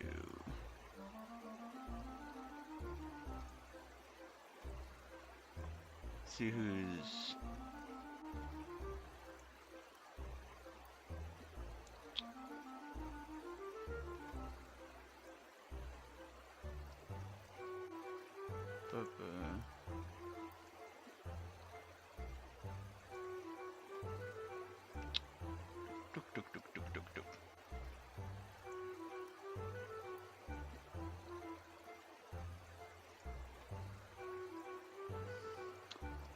looks like Rhina. Rhina is playing Resident Evil. That sounds like a lot of fun if people are up for that, or if they're up for something else.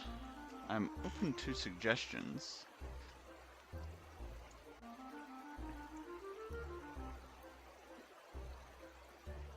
I think they are technically 18 plus, so manage yourselves as you will. But they are a lot of fun. So I will just say, actually, I'm gonna switch over here.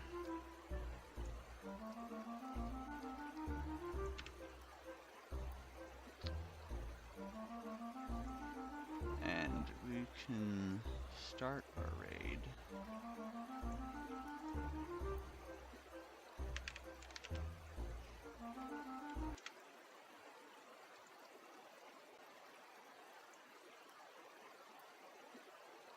Oh, what button did I push?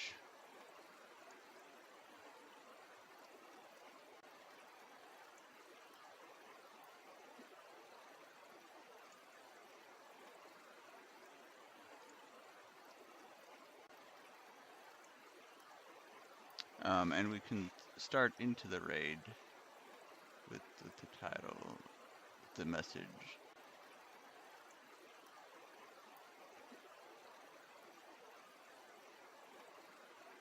Tantalus stands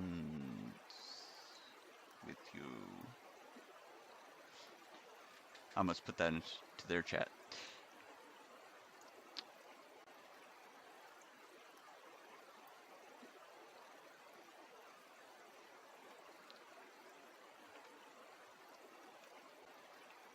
What did I do?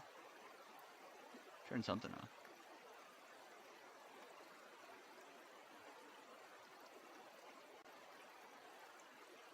Oh well. Either way, thank you everybody for hanging out. Whether you were chatting or just lurk in the background. We appreciate all of you. Thank you, and I will see you next time. Oh. That was the possibility to start the raid, not you have to do it now.